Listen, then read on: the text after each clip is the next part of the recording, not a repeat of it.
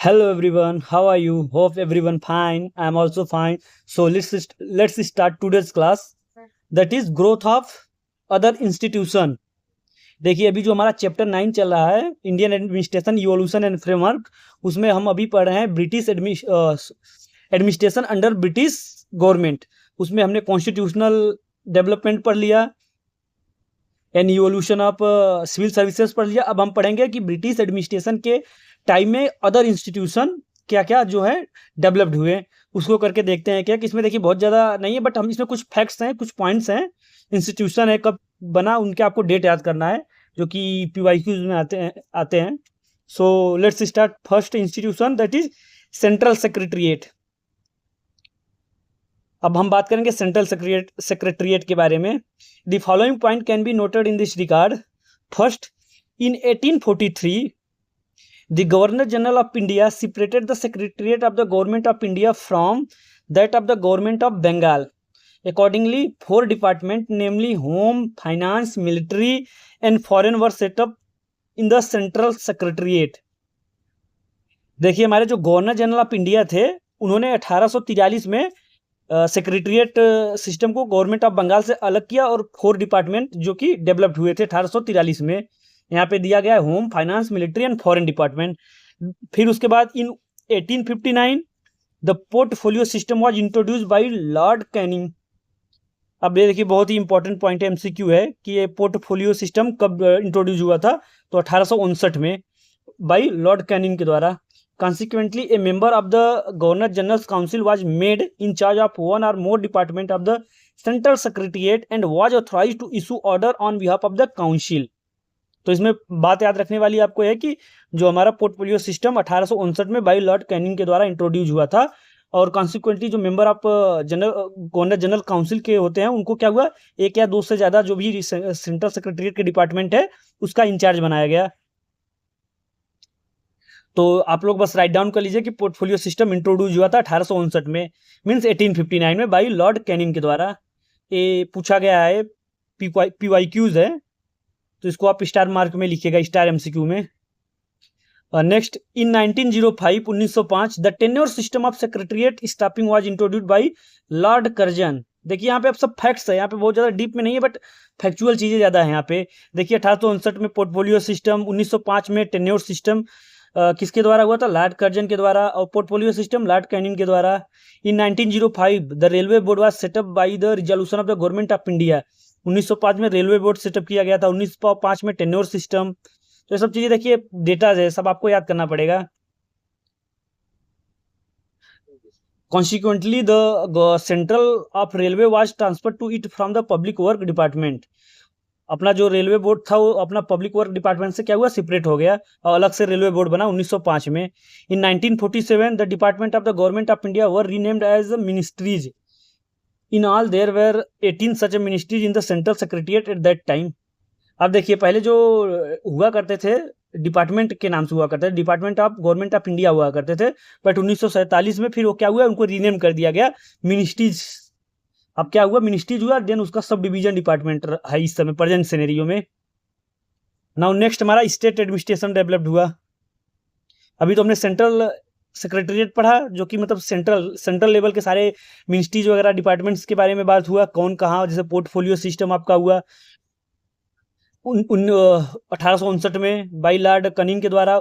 1905 में tenure system, 1905 में railway board, tenure system Lord Curzon. ये सब पॉइंट आपको याद रखना है। कुछ ऐसे MCQ जो इजी नेचर के आते हैं तो उसमें डायरेक्ट ऐसे फैक्ट टाइप का पूछेगा, तो इसमें आपको लगता है इजी है, बट जब आप याद किए हैं तभी इजी है, नहीं तो अदरवाइज आप गलत हो जाएगा। नेक्स्ट हमारा इंस्टीट्यूशन है state administration. The institution of state administration originated and developed during the British rule. और अब देखिए जो हमारा स्टेट एडमिनिस्ट्रेशन हम पढ़ेंगे वो हमारा ब्रिटिश रूल के टाइम क्या हुआ था, डेवलप्ड हुआ था। उसके बारे में देखते हैं क्या क्या ब्रिटिश एडमिनिस्ट्रेशन के टाइम में हमारा स्टेट एडमिनिस्ट्रेशन से रिलेटेड चीज़ें क्या क्या डेवलप्ड हुई थी। सो पहले स्टेट एडमिनिस्ट्रेशन कब डेवलप्ड हुआ, देखिए इन 1772 1772 में Lord Warren Hasting created the office of district collector for dual purpose of collecting revenue and dispensing justice. अब देखिए जो हमारा ऑफिस ऑफ डिस्ट्रिक्ट कलेक्टर कब इंट्रोड्यूस हुआ था, 1772 में, मीन्स 1772 में। ये क्या, देखिए हम स्टेट एडमिनिस्ट्रेशन के बारे में पढ़ रहे हैं, तो स्टेट एडमिनिस्ट्रेशन में हमारा सबसे पहला फैक्ट है कि office of district collector Lord Warren Hasting के द्वारा 1772 में डेवलप किया गया था for dual purpose. Dual purpose कौन, डिस्ट्रिक्ट कलेक्टर का पर्पज हुआ करता था रिवेन्यू कलेक्शन एंड जस्टिस, दो पर्पज हुआ करता था। देखिए उस समय कब, 1772 में। इन 1786 the first board of revenue was created in Bengal to handle matters of revenue administration at the state level। अब देखिए जो बोर्ड ऑफ रिवेन्यू का जो पहला बोर्ड बना था वो बना था 1786 में, कहाँ पे, बंगाल में। टू हैंडल रिवेन्यू एडमिनिस्ट्रेशन को हैंडल करने के लिए स्पेशली बोर्ड ऑफ रिवेन्यू बने थे 1716 में, कहाँ पे, बंगाल में। तो सब पॉइंट देखो आपको याद करना पड़ेगा। And in 1792 1792 Lord Cornwallis introduce the daroga system which replaced the zamindari thanadars under the direct control of the district head. अब देखिए जो हमारे लॉर्ड कॉर्नवालिस जी थे, उन्होंने 1792 दरोगा सिस्टम को इंट्रोड्यूस किया था। किसको रिप्लेस किया था, जमींदारी थानादार को। और ये किसके अंदर आएंगे, दरोगा सिस्टम जो हमारा डायरेक्ट जो डिस्ट्रिक्ट हेड होगा उसके अंडर रहेंगे। तो इसमें आपको पॉइंट जो याद रखने वाले हैं, 1772 1772 office of district collector, 1786 1786 board of revenue, 1792 1792 दरोगा system. In 1829 the office of divisional commissioner was created by Lord Bentinck as a intermediary authority between district and state headquarter। अब देखिए जैसे हमारा ये स्टेट हुआ और यहाँ पे बहुत छोटे छोटे डिस्ट्रिक्ट्स हुए, बट यहाँ पे एक होगा डिविजनल कमिश्नर होगा जो कि सारे डिस्ट्रिक्ट को क्या होगा और ये स्टेट के बीच इंटरमीडिएटरीज होगा। तो जो हमारा डिविजनल कमिश्नर का कंसेप्ट इंट्रोड्यूस हुआ था 1829 में बाई लॉर्ड बेंटिंक के द्वारा। And then 1886 the Indian Police Act, 1886 में Indian Police Act stabilize an organize system of constabulary and made the district police subordinate to the district magistrate that is district collector. अब देखिए जो हमारा Indian Police act 1861 वाला है, इन्होंने district police को जो मतलब कि इंडियन पुलिस एक्ट स्टेबलाइज किया था, जिसके तहत हमारा जो पुलिस सबऑर्डिनेट होंगे किसके, डिस्ट्रिक्ट मजिस्ट्रेट के, दैट इज जो डीएम, जो कि उस समय क्या थे, डिस्ट्रिक्ट कलेक्टर, डीसी। नेक्स्ट हमारा है लोकल एडमिनिस्ट्रेशन। अब देखिए हमने देखिए अगर आप क्रोनोलॉजी देखेंगे तो हमारा सेंटर पढ़ा हमने, फिर स्टेट पढ़ा, अब हम पढ़ रहे हैं लोकल एडमिनिस्ट्रेशन। अब होगा local administration. The institution of urban local government originated and development in modern India during the British rule, the following are the major events in this regard. अब देखिए जो हमारा लोकल एडमिनिस्ट्रेशन के development में जो major events हैं during British India के, उसको अब यहाँ पे हाईलाइट्स किया गया है, एक एक करके आप लोग राइट डाउन कीजिए। देखिए ये सब पॉइंट आपको तो राइट डाउन करना है और इसको 2 बार 3 बार रिवाइज करना है एक स्पेसिफिक टाइम पीरियड के बाद, ताकि आप लोग को याद रहे, क्योंकि ये सब फैक्ट्स हैं। 8-10 क्वेश्चन ऐसे इजी नेचर के आते हैं जो फैक्ट्स बेसिस रहते हैं, तो ये क्या होगा, स्कोरिंग है। अगर ये सब डेटा आपको याद है तो आपका क्या होगा, स्कोर होगा, अब ताकि JRF के लिए एलिजिबल हो जाए, अदरवाइज थोड़ा टफ हो जाएगा एग्जाम अगर आपको डेटा याद नहीं है तो। In 1687 1687 the first municipal corporation in India was set up in Madras. देखिए दिसंबर 25 के क्वेश्चन में आया था ये, जिसमें मैं अपीयर हुआ था कि पहला म्युनिसिपल कॉर्पोरेशन कब और कहाँ हुआ था, तो मद्रास में 1687 में। देखिए हमारा जो लोकल एडमिनिस्ट्रेशन है वो सबसे पुराना है, बहुत ही पहले टाइम पे हमारा क्या था, ये डेवलप्ड हो चुका था। तो हमारा जो पहला म्युनिसिपल कॉर्पोरेशन मद्रास में, कहाँ, मद्रास में 1687 में इंट्रोड्यूस हो गया था। And then in 1726 the municipal corporation was set up in Bombay and Calcutta. देखिए हमारा जो पहले तो प्रेसिडेंसी थी हमारा बॉम्बे, कोलकाता एंड मद्रास, तो सबसे हमारा 1686 में म्युनिसिपल कॉर्पोरेशन, तो 1687 में पहला म्युनिसिपल कॉर्पोरेशन मद्रास में हो गया, बट बचे जो कलकत्ता और बॉम्बे प्रेसिडेंसी में, यहाँ पे जो म्युनिसिपल कॉर्पोरेशन सेटअप हुआ था वो 1726 में, 1726। And Lord Mayo resolution of 1870 1870 का, जो कि Lord Mayo resolution on the financial decentralisation was visualise the development of local self government institution. अब देखिए जो फाइनेंशियल डिसेंट्रलाइजेशन का कंसेप्ट आया था उसको बोला जाता है लॉर्ड मायो रिजोल्यूशन, जो कि 1870 में आया था। अब यहाँ पे बहुत फैक्ट आएगा, एकदम डायरेक्ट आएगा कि फाइनेंशियल फाइनेंशियल डिसेंट्रलाइजेशन किसके थ्रू हुआ था, मतलब तो आएगा आपका लॉर्ड मायो रिजोल्यूशन के through, Lord Mayo resolution of 1870। And then Lord Ripon resolution of 1882 was held as the Magna Carta of local self government. He called as the father of local self government in India. अब देखिए जो हमारा Lord Ripon जी हैं, Lord Ripon जी को local self government, father of local self government in India बोला जाता है। और जो इनका रिजोल्यूशन था तो उसको रिजोल्यूशन को बोला जाता है Magna carta, Magna carta of local self government, जिसको अगर आप बात करेंगे तो आपका आएगा Lord Ripon, Lord Ripon resolution of 1882 और लॉर्ड मायो रिजोल्यूशन 1870। जस्ट इसके 12 साल अगर ऐड कर दोगे तो आपका लोकल सेल्फ गवर्नमेंट का कंसेप्ट आ जाएगा, जिसको Magna carta of local self government in India बोला जाता है, और लॉर्ड रिपन को father of local self government in India बोला जाता है। तो ये सब देखिए बहुत ही इंपॉर्टेंट पॉइंट है, इसको वेरी वेरी वेरी इंपॉर्टेंट कर लीजिए, जितना स्टार लगा सके उतना स्टार कम पड़ेगा, क्योंकि ये सब 100% आने वाले क्वेश्चन हैं। एक दो तो इसमें से आपको फंसेगा ही फंसेगा chance. Next, the Royal Commission on decentralization was appointed in 1907। 1907 में रॉयल कमीशन क्या हुआ था, अपॉइंट हुआ था ऑन डिसेंट्रलाइजेशन पे, and it submitted it's reports in 1909, 2 साल बाद। It's chairman was hob house. अब देखिए ये भी क्वेश्चन पूछा गया है हॉब हाउस का कि जो रॉयल कमीशन ऑन डिसेंट्रलाइजेशन के चेयरमैन कौन थे, हॉब हाउस, और ये कब अपॉइंट हुआ था, 1907 में। इसने अपना रिपोर्ट 1909 में सबमिट किया था। इसके चेयरमैन वाला क्वेश्चन पूछा गया है, PYQs है, बाकी सारा आप लोग को याद करना पड़ेगा, कुछ भी आ सकता है, ऐसा नहीं है यही रिपीट करेगा।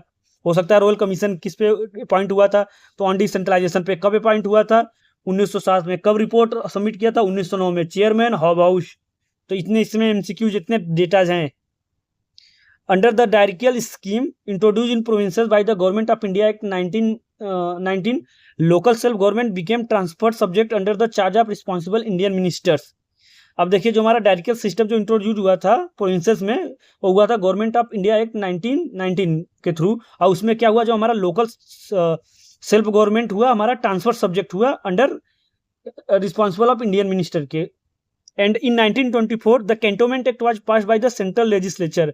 ये भी देखिए बहुत ही मस्त हाईली प्रोबेबल चांस है इसका आने का कि 1924 में कैंटोनमेंट बोर्ड पास हुआ था बाय द सेंट्रल लेजिस्लेचर के द्वारा। And under the provincial autonomy scheme introduced by the government of India Act 1935, local self government was declared as a provincial subject. As a provincial subject देखिए 1900 government of India act 1935 के तहत हुआ था, और transfer subject हुआ था 1919 में, government of India Act 1919 में।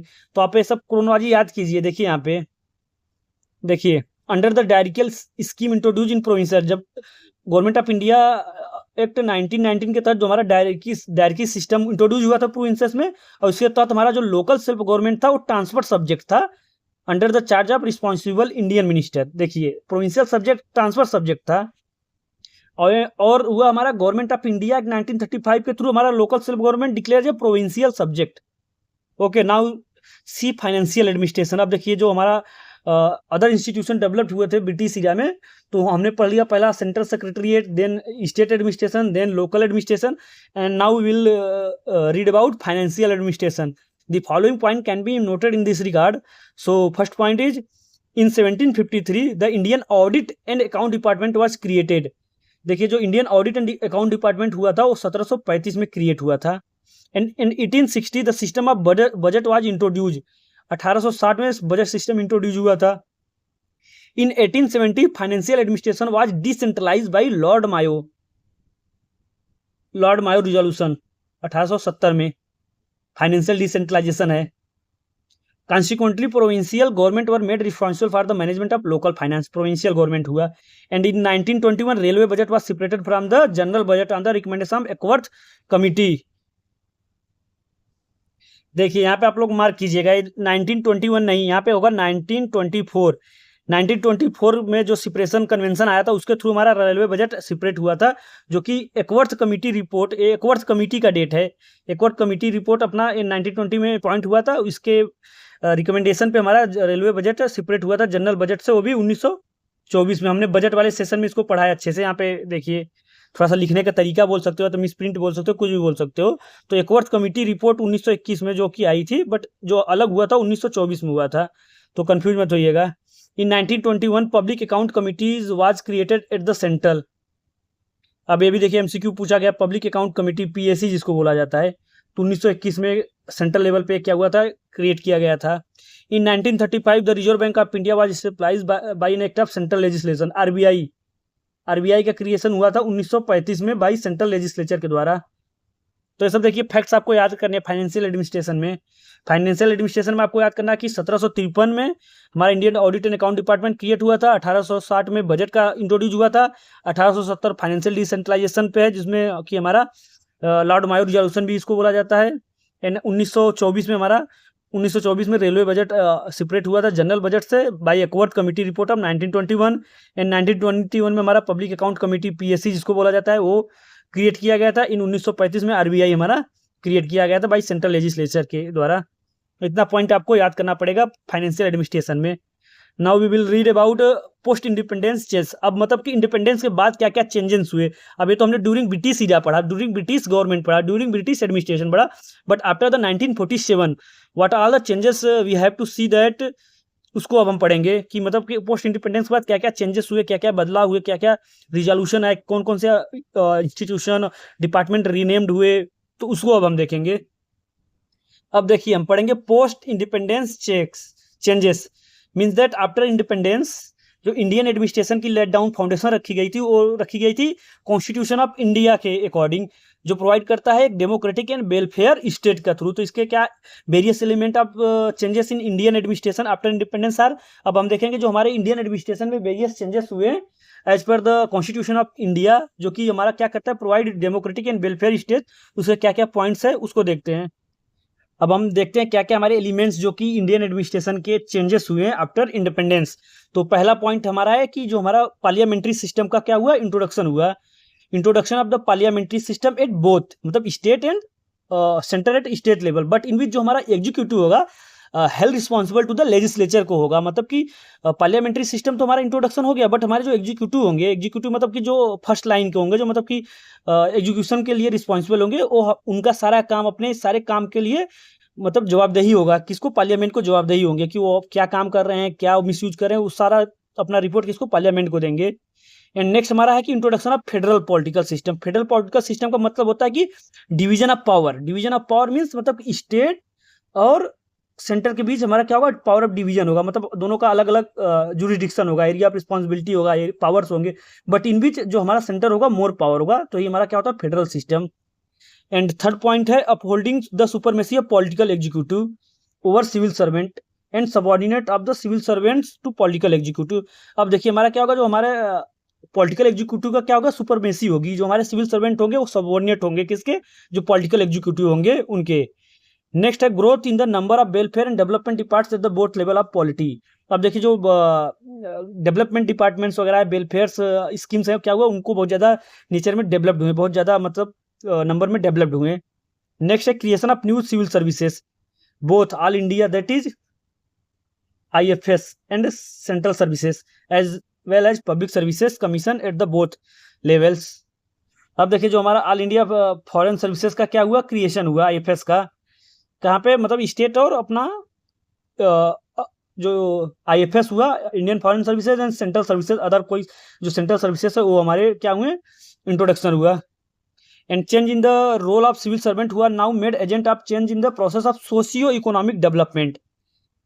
अब देखिए जो हमारे सिविल सर्वेंट्स हैं उनका रोल थोड़ा सा चेंज किया गया, वो क्या हुए, एजेंट हो गए किसके, चेंज प्रोसेस का ऑफ सोशियो इकोनॉमिक डेवलपमेंट के।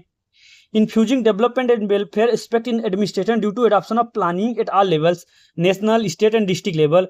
अब देखिए जो हमारा क्या हुआ कि development of and welfare aspect से हमारा क्या हुआ, स्टेट हमारा चेंज हुआ, और जो प्लानिंग होगी, जो सोशल एंड वेलफेयर डेवलपमेंट की प्लानिंग होगी, तीनों लेवल पे होगी, नेशनल लेवल पे, स्टेट लेवल पे एंड डिस्ट्रिक्ट लेवल पे। एंड नेक्स्ट है emergence of Panchayati Raj to strength democracy at the grass root level. अब पंचायती राज सिस्टम भी हमारा क्या हुआ, जिसको पंचायती एडमिनिस्ट्रेशन मतलब विलेज एडमिनिस्ट्रेशन भी बोलते हो, इसका इंट्रोडक्शन हुआ। और एक क्या है, ग्रास रूट लेवल पे है एडमिनिस्ट्रेशन, जो हमारा पंचायती राज इंस्टीट्यूशन है वो क्या करता है, स्ट्रेंथ करता है, डेमोक्रेसी को स्ट्रेंथ करता है ग्रास रूट लेवल पे। मतलब बहुत निम्न लेवल पे जिससे बोल सकते हो आप। एंड नेक्स्ट है people's participation in administration at all levels through advisory committees, pressure groups and others. Next हमारा जो टॉपिक होने वाला है, most of the important topic, most important topic, ये टॉपिक आपको as a student of public administration as well as student of polity, दोनों के लिए क्या है, बहुत ही इंपॉर्टेंट है। और as a student of one day exam, जो कि वनडे एग्जाम का प्रिपरेशन करते हैं, उनके लिए भी बहुत ज़्यादा जरूरी होने वाला है। मीन्स दैट जो आप हम पढ़ाएंगे, जो आपकी टॉपिक हमारा आएगा constitutional context of Indian administration, इसमें क्या है, प्योरली आप कॉन्स्टिट्यूशन ऑफ इंडिया पढ़ेंगे, प्योरली कॉन्स्टिट्यूशन ऑफ इंडिया, जो कि पॉलिटी, एकदम प्योरली पॉलिटी है, स्टैटिक्स जिसे बोलते हैं ना, स्टैटिक्स है। और हर कोई जो पढ़ रहा है, मतलब जो गवर्नमेंट एग्जाम की तैयारी दे रहा है, उसमें तो इससे क्वेश्चन आने ही आने वाले हैं। और public as a student of public administration आपको तो फैक्ट के साथ साथ एक्सप्लेनेशन, ओपिनियन, थॉट्स थोड़ा और डीप में जानना पड़ेगा। पॉलिटी और स्टूडेंट के जो यूजी नेट के स्टूडेंट हैं उनके लिए, पॉलिटी और पब्लिक एडमिनिस्ट्रेशन के। बाकी तो जो वनडेज वगैरह एग्जाम में आते हैं, जो पॉलिटी के क्वेश्चन, फैक्ट्स, डेटा जाते हैं, वो भी इसमें आपका सब कवर हो जाएगा। तो एक टॉपिक आपको यूजीसी नेट के साथ साथ जितने भी वनडे एग्जाम होते हैं, उनमें तो पूछे ही जाते हैं। एसएससी, सीजीएल, आईबीपीएस, आरआरबी, जितने भी एग्जाम होते हैं उसमें से ही अब जो हम आगे पढ़ाएंगे उसमें से 1-2 क्वेश्चन, 3-4 क्वेश्चन तो पक्का ही आता है। और आपको एज ए मतलब स्टूडेंट, मतलब आप एज ए प्रिपरेशन एस्पिरेंट किसी भी जॉब का प्रिपरेशन कर रहे हो, तो आपको कॉन्स्टिट्यूशन ऑफ इंडिया तो आपके सिलेबस में होगा ही होगा। So let's start the constitutional context of Indian administration. तो हम पढ़ेंगे जो हमारा इंडियन एडमिनिस्ट्रेशन का जो फ्रेमवर्क है, वो मतलब कि कॉन्स्टिट्यूशन के हिसाब से कैसे हमारा लीगल फ्रेमवर्क बना है, क्या क्या उसके फीचर्स हैं, क्या स्ट्रक्चर्स हैं, क्या रोल रिस्पॉन्सिबिलिटीज है, उसको पढ़ेंगे। तो उसको पढ़ इंडियन एडमिनिस्ट्रेशन का कॉन्स्टिट्यूशनल कॉन्टेक्स्ट पढ़ने से पहले हम पढ़ेंगे कॉन्स्टिट्यूशन क्या है। तो अभी जैसे कि हमने यूएसए का एडमिनिस्ट्रेशन, ब्रिटेन का एडमिनिस्ट्रेशन, फ्रांस का एडमिनिस्ट्रेशन, रसिया का एडमिनिस्ट्रेशन, जापान का एडमिनिस्ट्रेशन, सभी देश का एडमिनिस्ट्रेशन में बेसिकली क्या पढ़े, उस देश का कॉन्स्टिट्यूशन के बारे में पढ़े, उस देश का कॉन्स्टिट्यूशन के फीचर्स के बारे में पढ़े। तो अब हम पढ़ेंगे इंडियन एडमिनिस्ट्रेशन। इंडियन एडमिनिस्ट्रेशन में क्या पढ़ेंगे, कॉन्स्टिट्यूशन ऑफ इंडिया का पढ़ेंगे कि कॉन्स्टिट्यूशन ऑफ इंडिया में क्या क्या प्रोविजंस है, क्या क्या फीचर्स हैं उसके, सब कुछ एक एक करके पढ़ेंगे। तो उससे पहले हम पढ़ेंगे कॉन्स्टिट्यूशन क्या होता है एज ए लेमैन। क्योंकि अब देखिए हम इंडियन एडमिनिस्ट्रेशन पढ़े, तो अब कॉन्स्टिट्यूशन को थोड़ा डीप में पढ़ेंगे। अभी तक हमने जो अदर कंट्रीज के एडमिनिस्ट्रेशन को पढ़ा, तो उसमें क्या हुआ, डायरेक्ट हमने उन कंट्रीज के देश के जो फीचर्स वगैरह थे कॉन्स्टिट्यूशन को, उसको पढ़ा। बट अब हम थोड़ा डीप में पढ़ेंगे। तो पहला हमारा पॉइंट है, अगर कोई भी पूछा कॉन्स्टिट्यूशन क्या है, तो कैसे आप बताओगे, क्या बताओगे, आपका आंसर क्या होगा? एकदम सिंपल वर्ड में, इजी वर्ड में, शॉर्ट में। तो कॉन्स्टिट्यूशन क्या है, ये क्या है, इट इज द हाईएस्ट, ऐसे लिखो, it is the highest law of a country. Constitution क्या है, किसी देश का सबसे सुप्रीम लॉ है, जिसपे हमारा कंट्री क्या करती है, रन करती है, हमारा एडमिनिस्ट्रेशन रन करता है, उसके अकॉर्डिंग चलता है, हमारा governance, administration, political system, each and everything हमारा उसी लॉ के अकॉर्डिंग चलता है। तो क्या है, हमारा सुप्रीम लॉ है कॉन्स्टिट्यूशन। ये तो रहा एकदम एज ए लेमैन के अकॉर्डिंग आपका डेफिनेशन होना चाहिए। क्योंकि देखिए अगर आप थोड़ा सा बुकीज लैंग्वेज में जाएंगे तो आप समझ तो रहे, वो तो अच्छा है, वेल एंड बेटर है, बट क्या होगा, याद नहीं होगा। बट अगर एज ए आपको याद नहीं है, बट इतना तो आपको याद होना चाहिए कि हमारा जो कॉन्स्टिट्यूशन क्या है, सुप्रीम लॉ है, जिसपे हमारी कंट्री चलती है, रिलाई है। See a constitution the highest law of a country and reflect the fundamental principle on which a system of government and administration of a country is based. इसमें बताया गया कि हमारा क्या है, जो कॉन्स्टिट्यूशन क्या है, सबसे हाईएस्ट लॉ है, जिसपे जो रिफ्लेक्ट करता है कि हमारा जो फंडामेंटल प्रिंसिपल है, उस पर हमारी कंट्री क्या करती है, गवर्नमेंट एंड एडमिनिस्ट्रेशन बेस्ड है उसके। The constitutional context of Indian administration means the legal and political framework of Indian administration as laid down by constitution of India. अब यहाँ जो बात किया गया टॉपिक का नाम है जो constitutional context of Indian administration. इसका मतलब होता है कि जो हमारे इंडियन एडमिनिस्ट्रेशन का legal and political framework as per Indian constitution के अकॉर्डिंग कैसा है। In other word, the nature, structure, powers and role of Indian administration are determined and influenced by principle and provision of the constitution of India. मैंने बता दिया जो हमारा Indian administration का framework है, स्ट्रक्चर्स है, इंडियन एडमिनिस्ट्रेशन के powers हैं, रोल्स हैं, ये सब किसके द्वारा डिटरमाइन होगा, डिटरमाइन भी होगा और इन्फ्लुएंस भी होगा, किसके द्वारा, कॉन्स्टिट्यूशन ऑफ इंडिया के द्वारा। सो अब हम पढ़ेंगे constitution of India means Indian constitution के बारे में। तो सी देखिए, अगर आप देखेंगे तो कॉन्स्टिट्यूशन ऑफ इंडिया के बारे में एम लक्ष्मीकांत जो बुक है पब्लिक एडमिनिस्ट्रेशन का, इसमें बहुत ही इजी और शॉर्ट लाइन में दिया है, बट सफिशियंट डेटा दिया है। तो आप अगर इसको रिफर करें तो कोई और नोट्स रिफर करने की जरूरत ही नहीं, इसमें आपका सब कुछ कवर हो जाएगा बहुत इजी और शॉर्ट वे में। देखिए, जो हमारा कॉन्स्टिट्यूशन फ्रेम हुआ था वो हुआ था कॉन्स्टिट्यूएंट असेंबली के द्वारा, जो कि कॉन्स्टिट्यूएंट असेंबली सेटअप की गई थी 1946 में under the provision of August plan, जिसको कैबिनेट मिशन प्लान भी बोला जाता है। इसके द्वारा हमारा कॉन्स्टिट्यूएंट असेंबली क्या की गई थी, सेटअप की गई थी 1946 में। And doctor Rajendra Prasad was the president of the constituent assembly, जो हमारी कॉन्स्टिट्यूएंट असेंबली थी उसके प्रेसिडेंट थे डॉक्टर राजेंद्र प्रसाद, और हमारे डॉक्टर BR अम्बेडकर क्या थे, chairman of the drafting committee के चेयरमैन थे। एंड द कॉन्स्टिट्यूएंट असेंबली टुक, और जो हमारा कॉन्स्टिट्यूएंट असेंबली बनने में टाइम लगा था हुआ था 2 years 11 month and 18 days, 2 years 11 month and 80 days from the constitution, इतना टाइम हमारे कॉन्स्टिट्यूशन को बनने के लिए लगा था। सो पॉइंट आपको याद करने वाली जो चीज़ है कि जो हमारा कॉन्स्टिट्यूशन बना था वो बना गया था कॉन्स्टिट्यूएंट असेंबली के द्वारा, जो कि कॉन्स्टिट्यूएंट असेंबली फ्रेम किया गया था कैबिनेट मिशन प्लान, जो कि 1946 में हमारा इस मिशन के थ्रू हमारा कॉन्स्टिट्यूएंट असेंबली बना।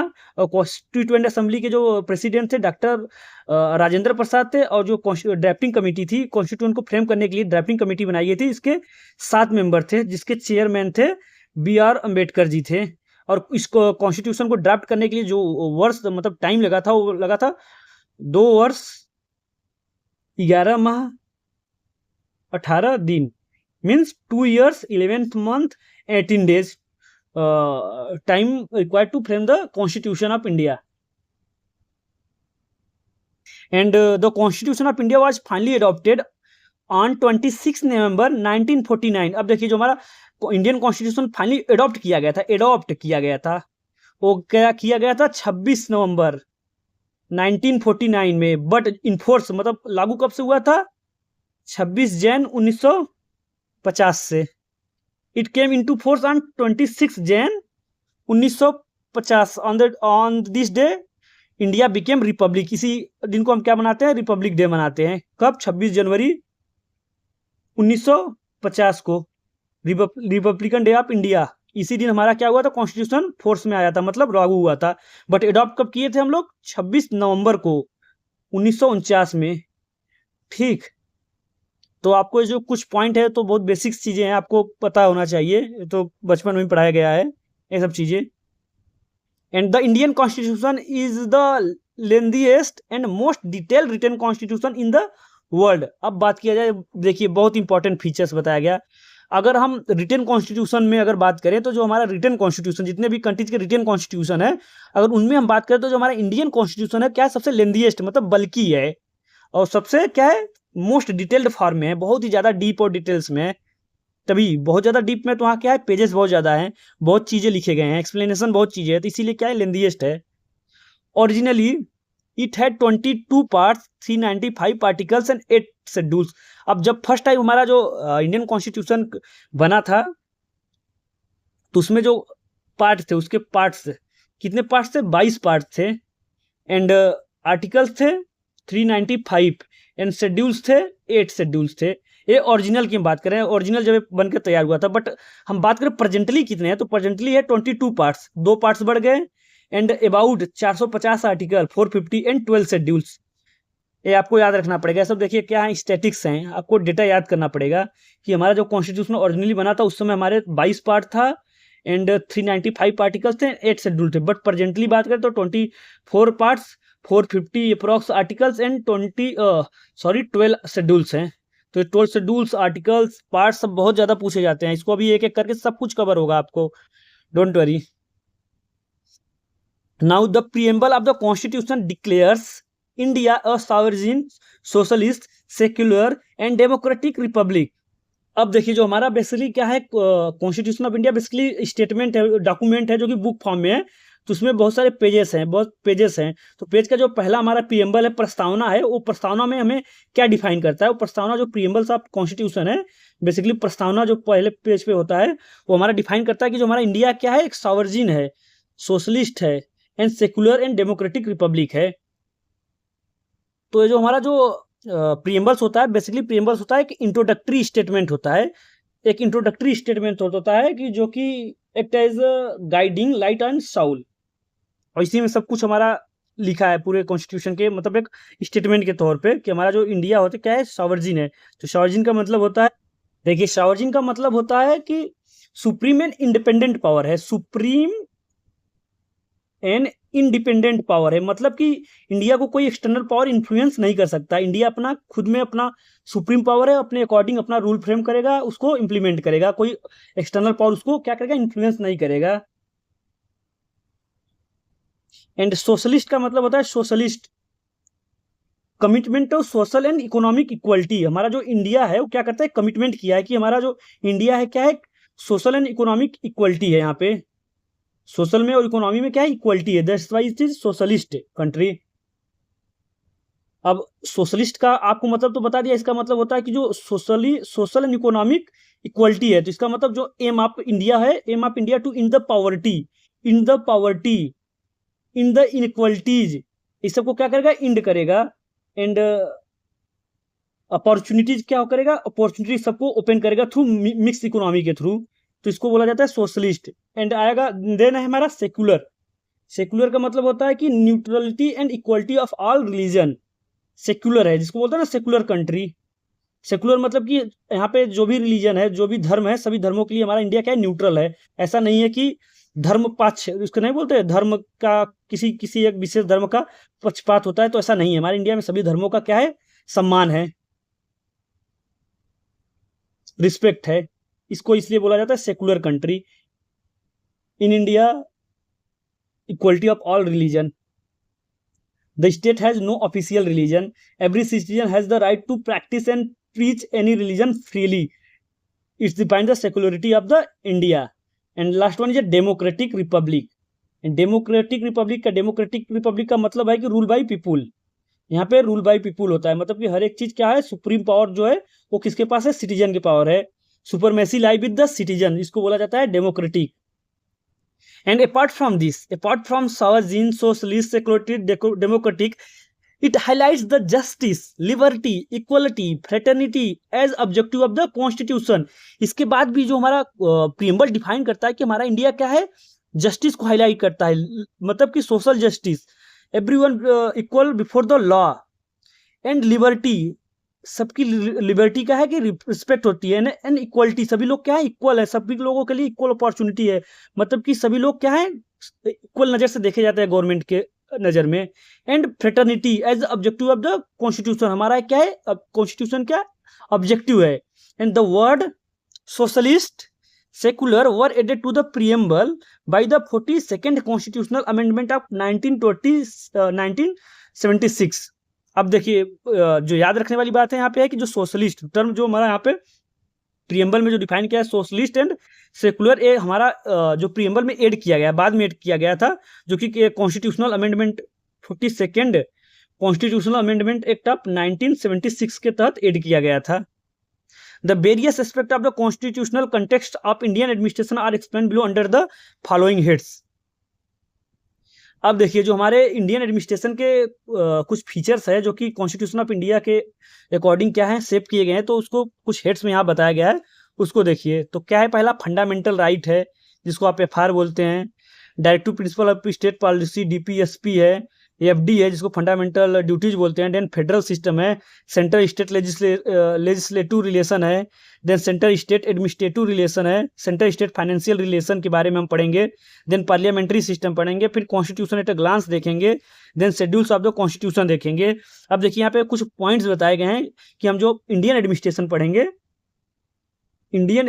पढ़ेंगे वो हम कितने हेड्स में पढ़ेंगे। तो हम पहले पढ़ेंगे जो इंडियन एडमिनिस्ट्रेशन में जो हमारा फंडामेंटल राइट्स है वो क्या है, और ये कॉन्स्टिट्यूशन में किस प्रोविजन से अकॉर्डिंग दिया गया है, और हमारा इंडियन एडमिनिस्ट्रेशन कैसे सेफगार्ड करता है हमारा फंडामेंटल राइट। देन उसके बाद हम फंडामेंटल राइट के बाद पढ़ेंगे directive principle of state policy, then fundamental duty, likewise centre state relation, legislative relation, centre state का हमारा लेजिस्लेटिव रिलेशन पढ़ेंगे, एग्जीक्यूटिव रिलेशन पढ़ेंगे, फाइनेंशियल रिलेशन पढ़ेंगे, एंड देन हम पढ़ेंगे पार्लियामेंट्री सिस्टम पढ़ेंगे, फिर अपने कॉन्स्टिट्यूशन ऑफ इंडिया को एट अ ग्लांस देखेंगे, मतलब अपने कॉन्स्टिट्यूशन ऑफ इंडिया के कितने फीचर्स हैं, क्या क्या उसके फीचर्स हैं वो देखेंगे। देन हम पढ़ेंगे शेड्यूल्स ऑफ द कॉन्स्टिट्यूशन, जो हमारे प्रेजेंट में 12 शेड्यूल्स कॉन्स्टिट्यूशन के, उसको देखेंगे, तो जाके हमारा ये चैप्टर इंड होगा। तो अब आइए एक एक करके देखते हैं। अगर बेसिकली देखेंगे तो सारा प्रोविजन हमारा क्या है, ये बेसिकली सारे प्रोविजन हमारे कॉन्स्टिट्यूशन ऑफ इंडिया ही हम पढ़ रहे हैं। इंडियन एडमिनिस्ट्रेशन पढ़ने का मतलब कॉन्स्टिट्यूशन ऑफ इंडिया पढ़ लिए, तो ये आपका इंडियन एडमिनिस्ट्रेशन आप पढ़ लिए। तो ये सब सारे प्रोविजंस हमारे हैं, कॉन्स्टिट्यूशन में दिए गए हैं, सब अलग अलग आर्टिकल्स में दिए गए हैं। बट यहाँ जो इसको पॉइंट यहाँ लिखा गया कॉन्स्टिट्यूशन एट ग्लांस, इसको लिखना था कॉन्स्टिट्यूशन एट ग्लांस, देन सारे फीचर्स एक एक करके लिखता तो भी इजी था, बट कोई दिक्कत नहीं, आप जैसे बुक में दिया है वैसे हम सीरियली पढ़ेंगे, क्योंकि ये एम लक्ष्मीकांत की बुक कोई काट नहीं सकता है इसको। इसमें जो चीज़ें दिए गए सब स्टैंडर्ड फॉर्मेट में, इजी फॉर्मेट में दिया गया है। One of the best book है यूजीसी नेट के लिए।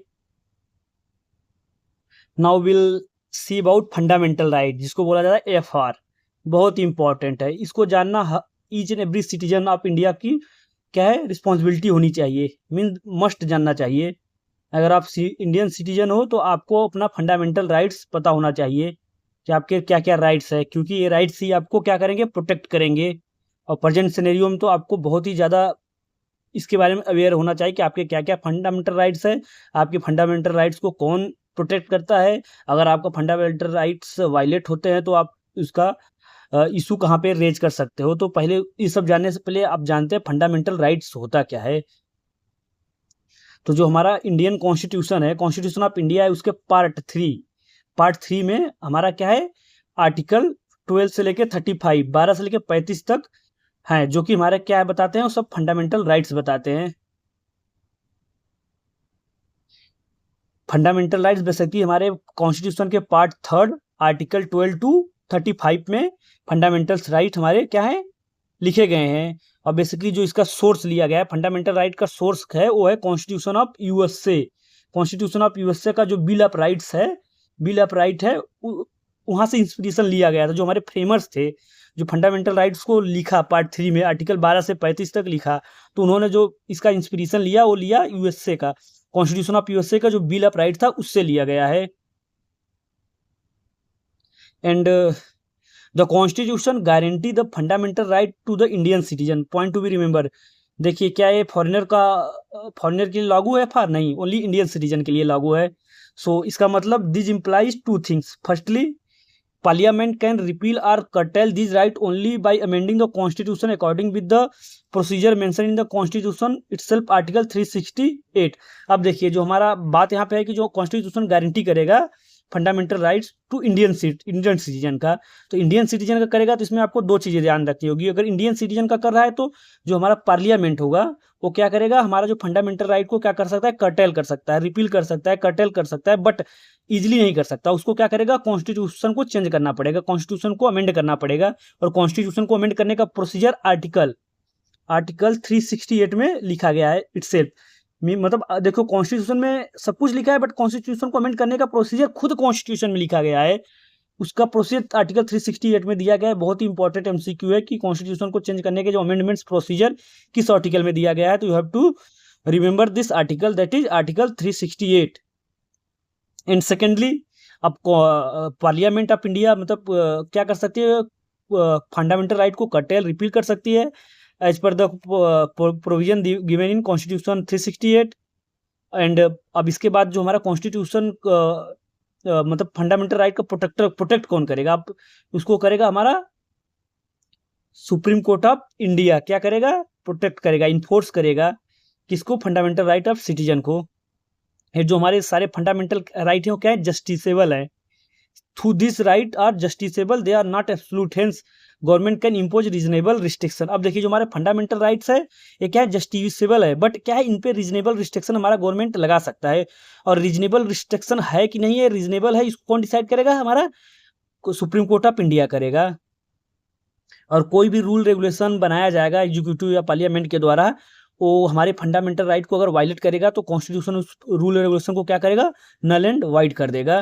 क्यों? क्योंकि हमारा सुप्रीम कोर्ट ऑफ इंडिया हमारा एफआर का फंडामेंटल प्रोटेक्टर का क्या है, प्रोटेक्टर है, फंडामेंटल राइट को प्रोटेक्ट करता है, इन्फोर्स करता है। और अगर कोई भी पर्सन को ऐसा लगता है कि उसका फंडामेंटल राइट को क्या हुआ है, हनन हुआ है, उसके फंडामेंटल राइट से छेड़छाड़ हुआ है, वायलेट हुआ है, तो क्या कर सकता है, डायरेक्टली सुप्रीम कोर्ट जा सकता है और सुप्रीम कोर्ट उसको क्या देगा, जस्टिस देगा। अब यहाँ पे बात आती है कि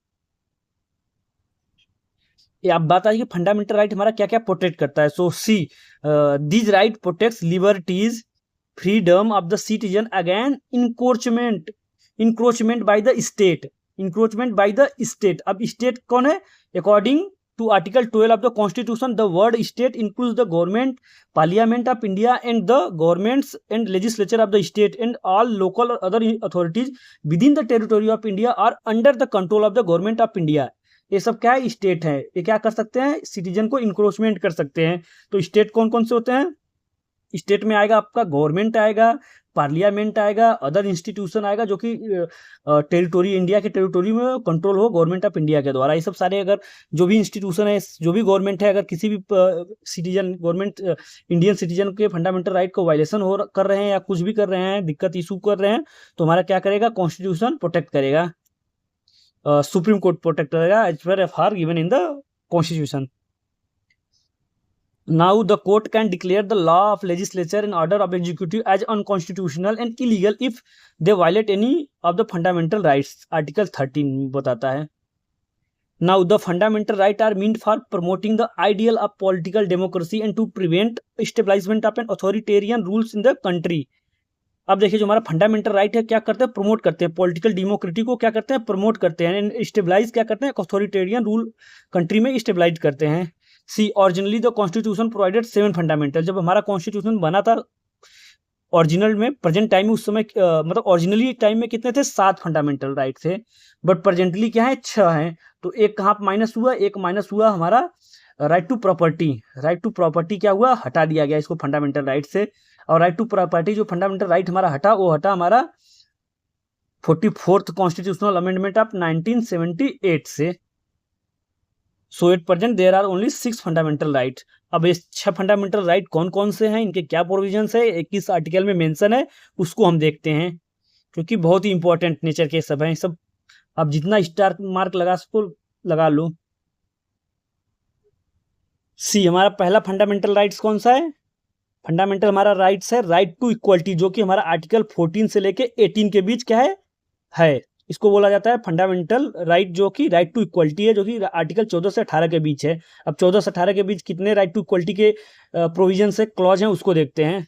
सी फर्स्ट है हमारा जो आर्टिकल 14 है, वो है हमारा इक्वलिटी बिफोर द लॉ और equal protection of the law. Article 14 सी पहले देखिए जो हमारा फर्स्ट राइट है, फर्स्ट फंडामेंटल राइट है, ये है राइट टू इक्वलिटी, जिसको बोला जाता है समानता का अधिकार। क्या? समानता का अधिकार, राइट टू इक्वलिटीज। इसका मतलब होता है कि गवर्नमेंट के नज़र में, मतलब कि भारतीय संविधान के अकॉर्डिंग गवर्नमेंट के नज़र में, गवर्नमेंट मतलब कि लॉ के नज़र में, लॉ के अकॉर्डिंग हमारे जो इंडिया में सभी लोग, सभी सिटीजन हो, even rich people, poor people, celebrity, leader, each and everything, if he is the citizen of India, इधर वो कुछ कोई भी हो, वो लॉ के अकॉर्डिंग क्या होंगे? सब बराबर होंगे। क्या होंगे? बराबर होंगे। सभी एक जैसे ट्रीट किए जाएंगे, सभी के लिए एक जैसा कानून होगा, सभी के लिए एक रूल होगा। इसको बोला जाता है राइट टू इक्वलिटी, समानता का अधिकार, जो कि हमारा कॉन्स्टिट्यूशन के पार्ट 3 में आर्टिकल 14 से लेके 18 के बीच है। अब ये हमारा एक एक जो राइट टू इक्वलिटी के सभी प्रोविजंस को हम देखेंगे। तो जो हमारा पहला है आर्टिकल 14, वो है इक्वलिटी बिफोर द लॉ और equal protection of the law.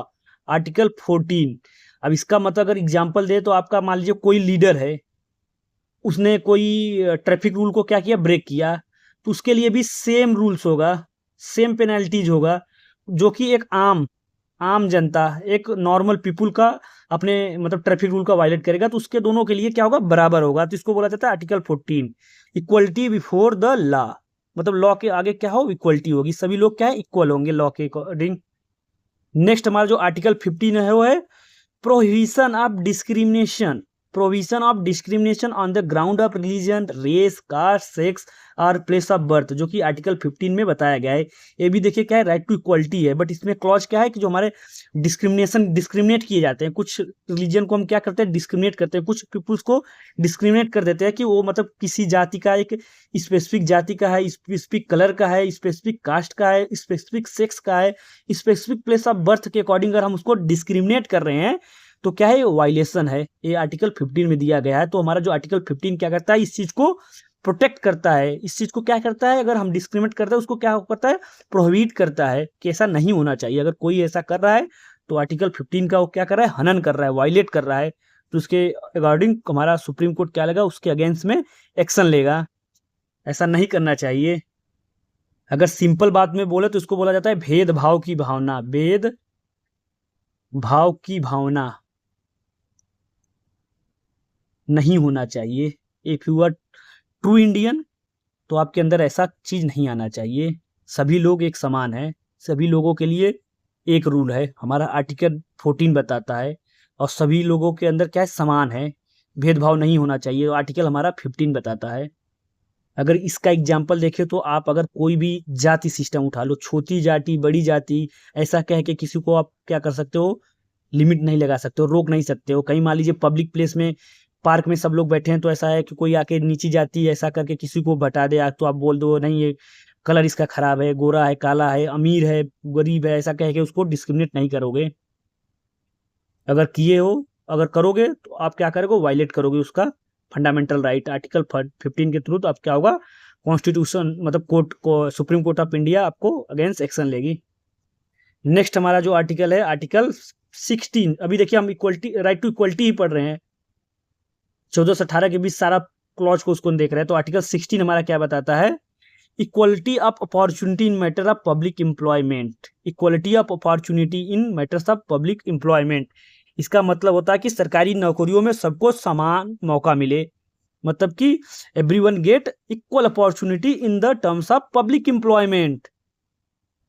अगर इसका एग्जाम्पल देखें तो अगर मान लीजिए कोई भी फॉर्म निकल रहा है, कोई भी गवर्नमेंट फॉर्म्स निकल रहा है, तो उसको इंडिया का कोई भी एलिजिबल जो कि रिक्वायर्ड एलिजिबिलिटी क्राइटेरिया फिल कर रहा है तो भर सकता है। ऐसा नहीं होगा कि उसको स्पेसिफिक रिलीजन को, स्पेसिफिक प्लेस को ऐसा करके उसको हम डिवाइड नहीं कर सकते, उसको रोक नहीं सकते। तो सभी के लिए समान अपॉर्चुनिटी होगा जॉब में। नेक्स्ट हमारा आर्टिकल जो 17 है, अब देखियो क्या बोलता है article 17, abolition of untouchability and its practices in any forms is forbidden. मतलब कि छुआछूत, जिसको छुआछूत बोलते हो, अनटचेबिलिटी, इसको क्या करना है, एबोलिश करना है, इसको प्रैक्टिस में नहीं लाना है, इसका प्रैक्टिस क्या करना है, रोकना है। ये क्या है, आर्टिकल 17 हमारा बताता है। देश में किसी भी तरह की छुआछूत को पूरी तरह गैर कानूनी और दंडनीय अपराध बनाना है। In the country untouchability is strictly prohibited and make it illegal activities in a country.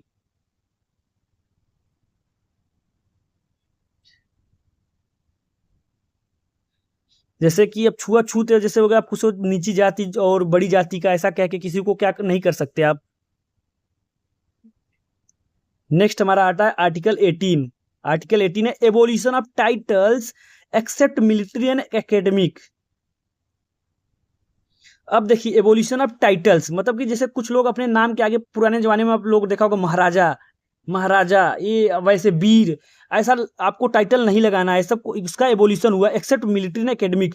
अगर आपको कोई मिलिट्री रैंक है या तो एकेडमिक में आप डॉक्टर हो, पीएचडी होल्डर हो, ऐसा कुछ एकेडमिक अवार्ड आपको मिला है या तो मिलिट्री रैंक है, तो आप अपना टाइटल्स लगा सकते हो। अदरवाइज आपको टाइटल का क्या है, एबोलिशन है, वो आपको आर्टिकल 18 में बताता है। रैंक वगैरह आप लगा सकते हो, अपना अपनी उपाधि लगा सकते हो, जैसे डॉक्टर, ये सब लगा सकते हो, बट ऐसा नॉर्मल वाले जो नॉर्मल टाइटल्स है उसका क्या है, एवोल्यूशन है आर्टिकल 18 के तहत। नेक्स्ट हमारा जो फंडामेंटल, देखिए आप हमारे 6 फंडामेंटल राइट्स है, उसको बेसिकली हम पढ़ रहे हैं। तो हमारा पहला था राइट टू इक्वलिटी, जो कि 14 से 18 के बीच था, उसको हमने पढ़ा। अब देखेंगे राइट टू फ्रीडम, FR, जो हमारा राइट टू फ्रीडम है वो है हमारा आर्टिकल 19 से लेके 22 के बीच। अब 19 से 22 के बीच सारे प्रोविजंस को पढ़ेंगे, क्या क्या क्लॉज हैं। C, all citizens shall have the right right to freedom that is article 19। अब आर्टिकल 19 क्या क्या बताता है, इसमें सब क्लॉज हैं, जिस A B C D E F इतने क्लॉज हैं, सब क्लॉज हैं। फर्स्ट देखिए जो हमारा आर्टिकल 19 है वो बोलता है all citizen have the right to. अब कौन सा राइट है यहाँ पे बताया गया है, ए के थ्रू है 19A, इसको बोलोगे 19A। 19A freedom of speech and expression, and B है to assemble peacefully and without arms. See the sixth democratic freedom that is contained in article 19 guarantees that this article guarantees six basic freedom to every citizen, in which 19A guarantees you have the right to speak, right, or express your opinion freely, that is to freedom of speech and expression. If we see examples, writing a blog post, posting a video on YouTube, or peacefully criticizing a government policy, means that you have a right to freedom of speech and expression.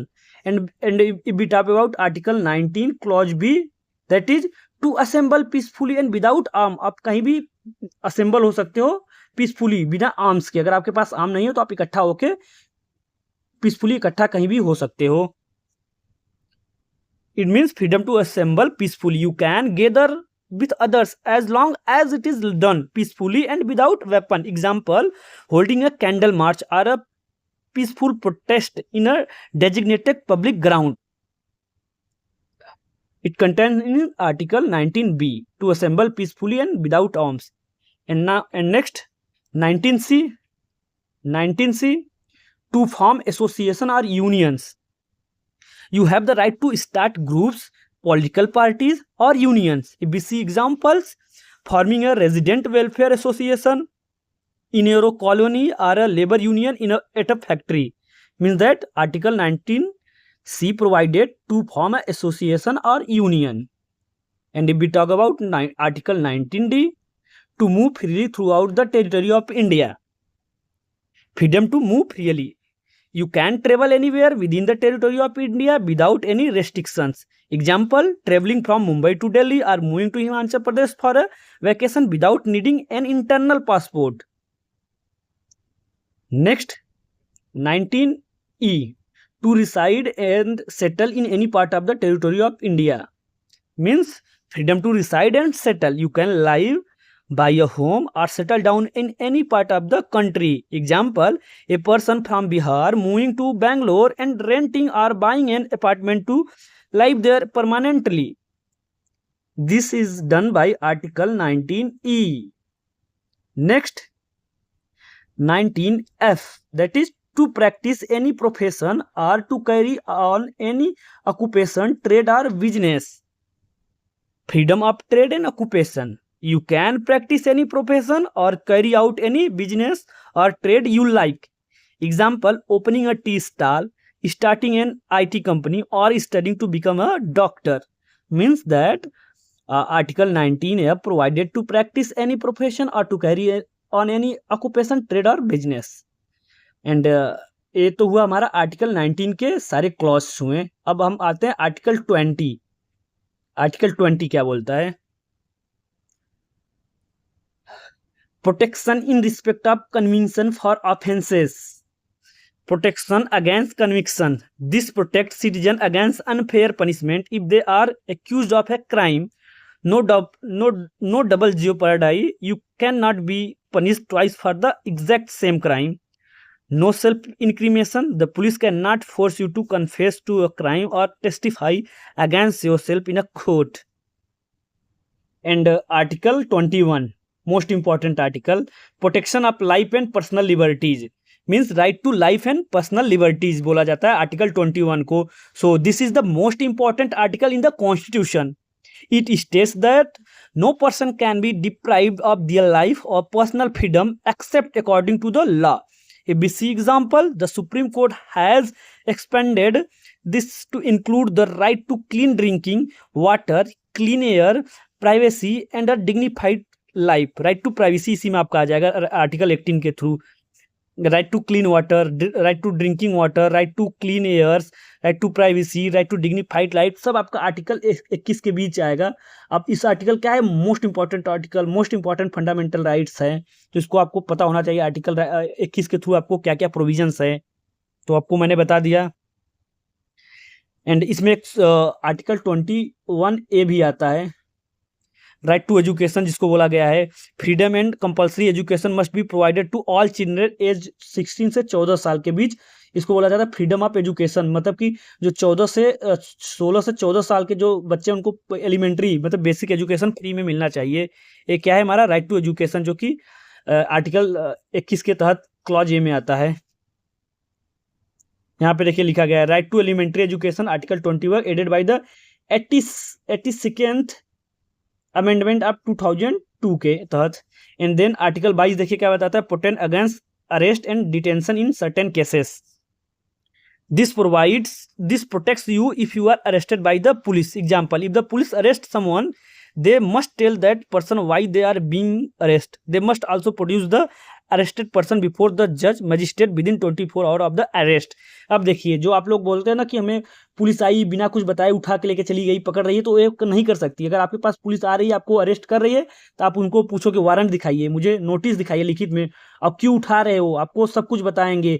और आपको आपके अपने family member किसी को inform करने के लिए भी आपके पास क्या है, राइट्स है। आपको बिना किसी को इन्फॉर्म किए जबरी नहीं उठा सकते हैं। आपको पुलिस से ले जाएंगे, आप फोन करके किसी को बता सकते हो, अपने वकील को बताओगे, या तो अपने किसी फ्रेंड को इन्फॉर्म करोगे मेरे साथ ऐसा ऐसा हो रहा है, मैं कोर्ट में पुलिस थाने में जा रहा हूँ, तो ये सब आपके पास है। इसको बोला गया आर्टिकल 22 के थ्रू। और इसमें क्या होगा, जो पुलिस आपको अरेस्ट करेगी वो आपको मजिस्ट्रेट के सामने 24 घंटे के अंदर पेश करना पड़ेगा। ऐसा नहीं होगा कि आपको जेल में बंद करके रखेंगे, 24 घंटे से ज़्यादा नहीं रख सकते। अगर सैटरडे संडे आ जाए तो उसमें कुछ क्लॉज हैं, तो उसको डीप में अलग बाद में पढ़ेंगे, पहले भी जो इंपॉर्टेंट है उसको देखते हैं। एंड नेक्स्ट हमारा है, नेक्स्ट फंडामेंटल राइट है, तीसरा फंडामेंटल राइट है वो है राइट अगेंस्ट एक्सप्लॉयटेशन, जो कि हमारा 23 और 24 आर्टिकल 23 और 24 में है, राइट अगेंस्ट एक्सप्लॉयटेशन, जिसमें हमारा आर्टिकल 23 बताता है provision of traffic in human being and force labour that is begar. देखिए जो हमारा आर्टिकल 23 है ये बताता है बधुआ मजदूर, जिसको बोलते हैं ना बधुआ मजदूर या चाइल्ड लेबर, ये सबसे क्या होगा, प्रोटेक्ट करेगा। So the right against exploitation, जिसको बोला जाता है शोषण के विरुद्ध अधिकार, is provided under article 23 and 24 of the Indian constitution.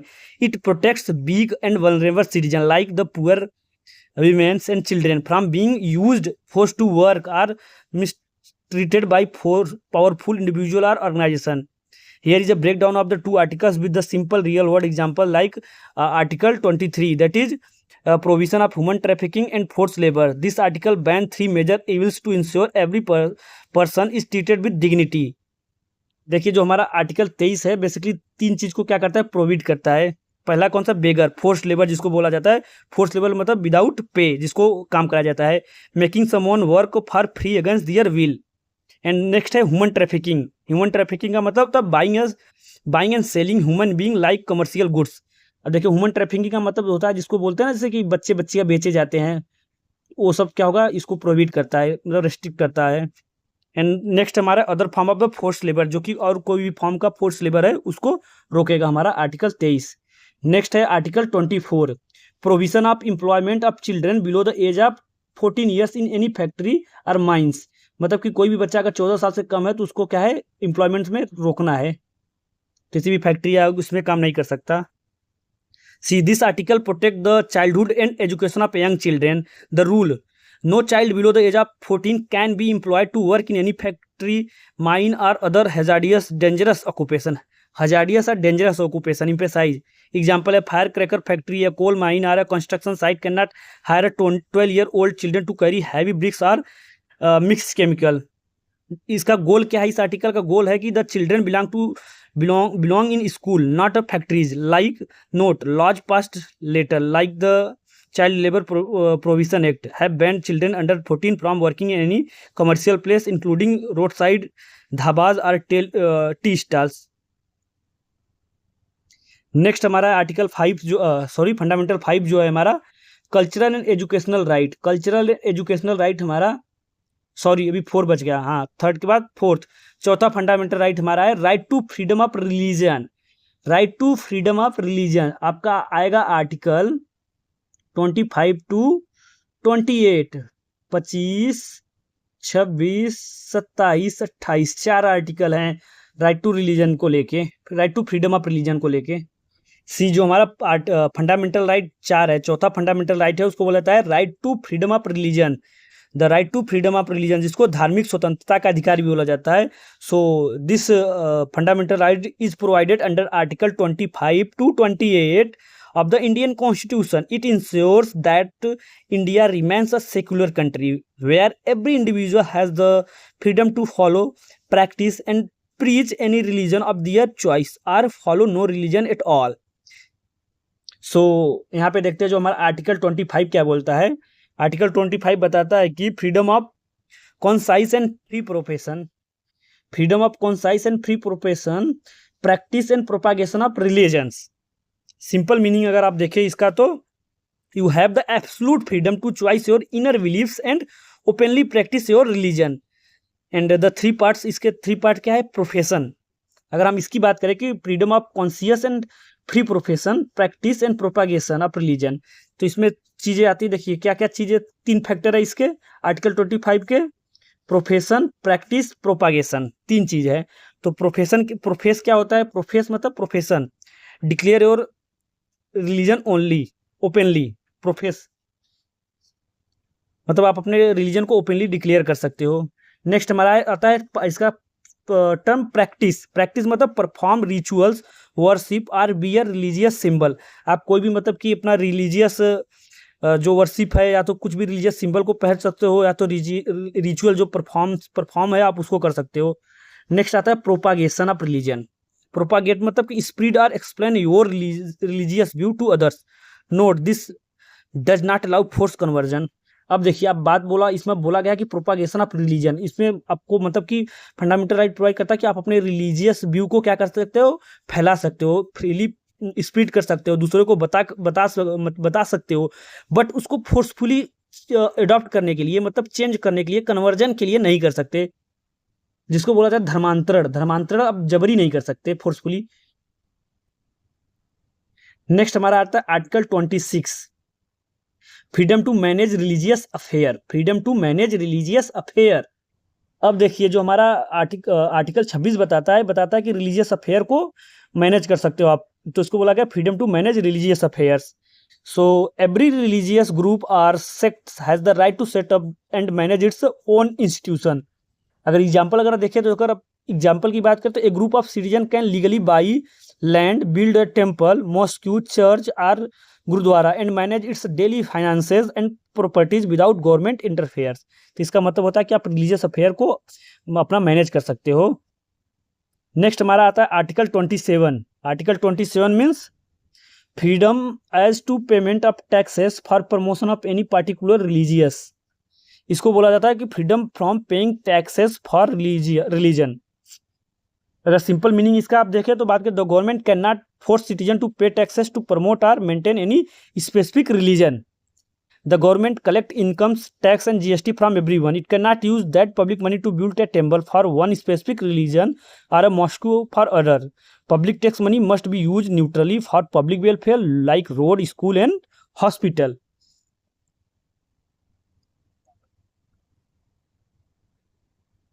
And next हमारा आता है आर्टिकल 21, जो कि freedom as to attend at religious instruction or religious worship in certain educational institution.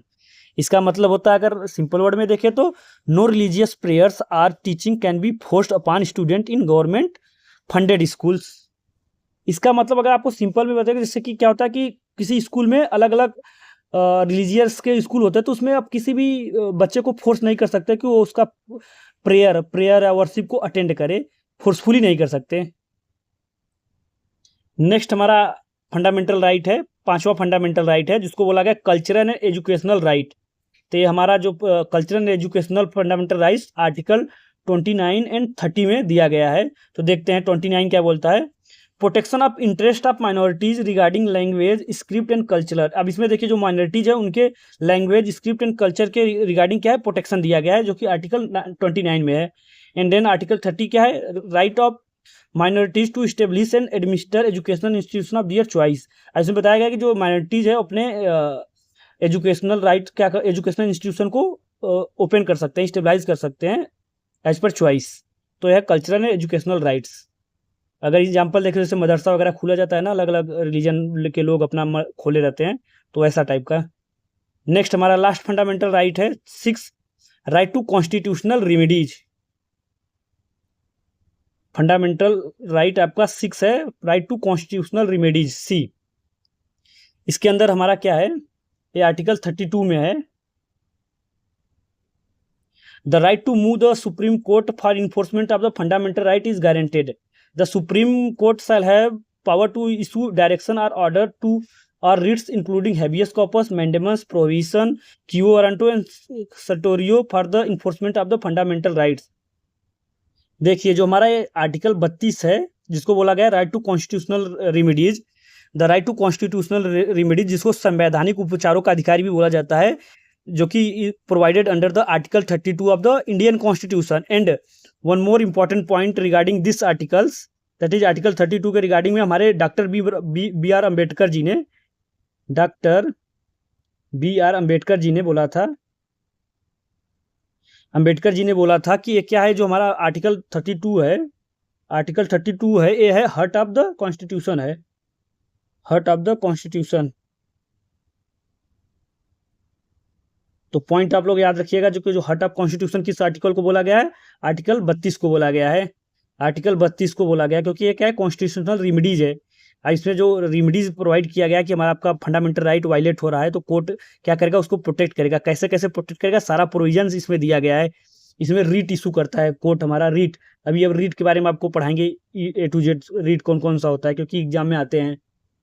अब बात करें कि ये हार्ट ऑफ द कॉन्स्टिट्यूशन क्यों बोला गया, आर्टिकल 32 को हार्ट ऑफ कॉन्स्टिट्यूशन इसलिए बोला गया कि अगर मान लीजिए कोई भी पुलिस हो, कोई भी मतलब अथॉरिटीज हो जो कि गवर्नमेंट स्टेट में आती है, वो अगर आपके फंडामेंटल राइट को वायलेट कर रही है, कोई भी फंडामेंटल राइट हो गया आपका, मान लीजिए राइट टू इक्वलिटी है, फर्स्ट फंडामेंटल राइट हुआ, सेकंड फंडामेंटल राइट हुआ, कोई भी फंडामेंटल राइट आपका वायलेट हो रहा है, तो फंडामेंटल राइट जो 6 है, राइट टू कॉन्स्टिट्यूशनल रेमेडीज, जिसको हार्ट ऑफ कॉन्स्टिट्यूशन बोला doctor B are Ambedkar ji ने, उसके थ्रू आप क्या कर सकते हो, डायरेक्टली सुप्रीम कोर्ट के पास जा सकते हो और अपने इशूज को बताओगे, और आपका इशू सुप्रीम कोर्ट क्या करेगा, रिजॉल्व करेगा। अब रिजॉल्व कैसे कैसे करेगा, उसके प्रोसेस को हम देखते हैं। अब देखिए यहाँ पे जो क्वेश्चन मार्क होता है आपका, इसको तो कॉन्स्टिट्यूशनल रेमेडीज बोल दिया, हार्ट ऑफ कॉन्स्टिट्यूशन बोल दिया। किसी भी सिटीजन का जो फंडामेंटल अदर 5 फंडामेंटल राइट जो है वो वायलेट होगा तो कोर्ट के पास जाएगा। बट यहाँ पे बात आती है कि court, how does the supreme court protect you, big question mark करता है, how does the supreme court protect you,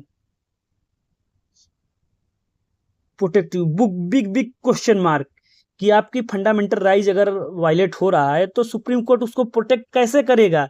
supreme court के पास क्या ऐसा प्रोविजन है, क्या ऐसा स्कीम है कि आपके फंडामेंटल राइट को प्रोटेक्ट करेगा। तो इसका answer, your answer should be like this, under article 32 the supreme court can issue special orders called writ. क्या होगा, your answer should be WRIT, writ, बड़े वर्ड में लिख दो रिट। अब रिट क्या है, रिट है special order, special order. Writ आपका है स्पेशल ऑर्डर, रिट ये क्या करता है, रिट क्या करेगा, writ to protect citizen, here are the 5 type of writ. अब क्या होगा, रिट तो आपको पता चल गया, रिट बेसिकली क्या है, स्पेशल ऑर्डर जो कि हमारे फंडामेंटल राइट को प्रोटेक्ट करेगा, जो कि सुप्रीम कोर्ट के द्वारा इशू किया जाएगा। तो अब रिट कितने प्रकार के होते हैं, अब बेसिकली इसको देखेंगे। रिट बेसिकली 5 टाइप्स के होते हैं, 1 2 3 4 5, बेसिकली 5 टाइप के कौन कौन से रिट हैं, आप उसको एक एक करके हम देखेंगे। यहाँ पे हम थोड़ा ड्रॉ कर देते हैं ताकि आपको इजी हो, आप लोग राइट डाउन कर लीजिए। रिट, तो रिट आपके हैं 5 टाइप्स है रिट के।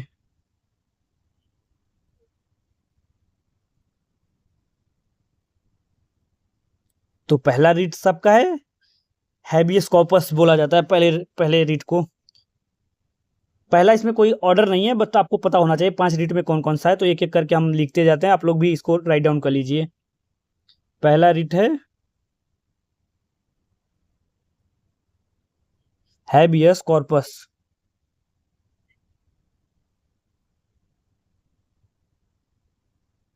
इसका मतलब होता है to have the body.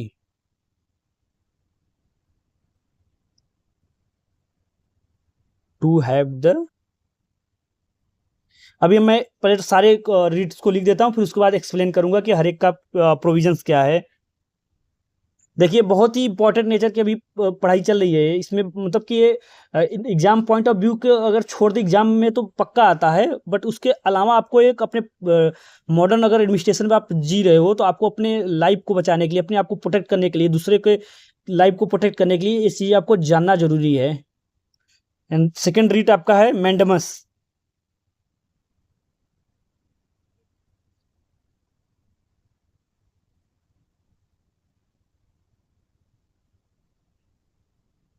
Mandamus का अगर हम मतलब देखें तो इसका होता है वी कमांड। देखिए कीवर्ड्स मैं लिख दे रहा हूँ भाई, इसको एक्सप्लेन करूंगा इसका मतलब क्या होता है, इसके क्या क्या प्रोविजंस होता है। नेक्स्ट है हमारा प्रोहिबिशन।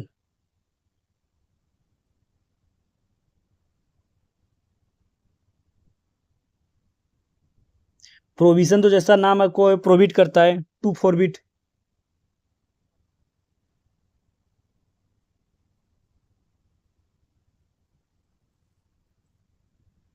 नेक्स्ट है सर्टोरियरी।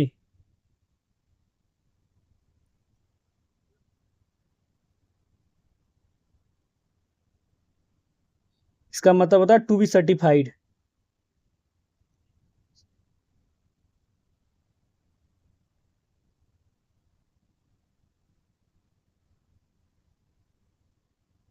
एंड लास्ट वन है क्यू वारंटो।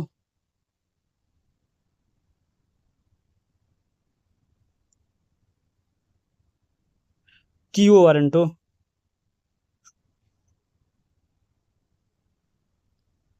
इसका मतलब होता है बाई व्हाट अथॉरिटी।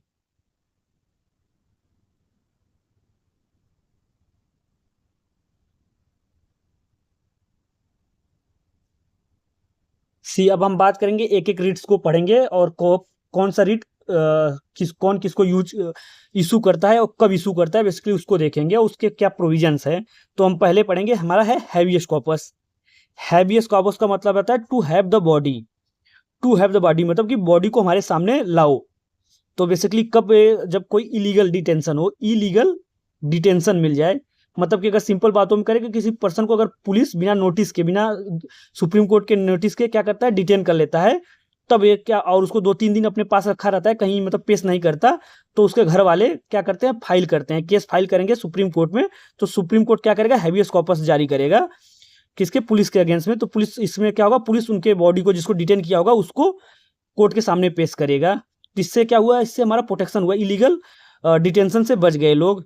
इलीगल कभी कभी क्या होता है ना, पुलिस इलीगल क्या डिटेन कर लेती है, अपने पास रखी रहती है, कहीं पेश नहीं करती, तो इससे आपको, ओनली पुलिस के लिए नहीं है, कोई भी अनदर पर्सन किसी अनदर पर्सन को अगर डिटेन कर रहा है तो सबके लिए क्या है, अप्लीकेबल है। तो इसका मतलब होता है it literally means to have the body of, it is an another other order. ये बेसिकली क्या है, ऑर्डर है, हैबियस कॉर्पस क्या है, ऑर्डर है issued by the court to a person who has detained another person to produce the body of the later before it. The court will set the imprisoned person free if the detention is illegal. This read is a bulwark of individual liberty against arbitrary detention. अब क्या गया, इसको bulwark बोला गया है, किसी individual का arbitrary detention से बचाने के लिए क्या है, बुलवर्क है। अब सेकंड देखिए, सेकंड हमारा रीट आता है, उसको बोलते हैं मैंडेमस। मैंडेमस का मतलब होता है वी कमांड। बेसिकली ये क्या है, ये भी ऑर्डर है कोर्ट के द्वारा किसी पब्लिक ऑफिशियल को इशू किया जाएगा।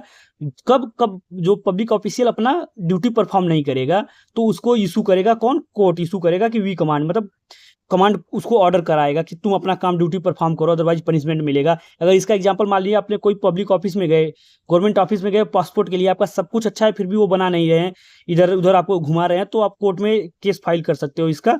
तो कोर्ट क्या करेगा, मैंडेमस का ऑर्डर इशू करेगा, तब जाके पब्लिक ऑफिशियल क्या होंगे, डायरेक्शन में आएंगे, अच्छे से काम करेंगे। नेक्स्ट हमारा आता है प्रोविजन। प्रोविजन का मतलब होता है कि टू फॉरबिड, मना करना।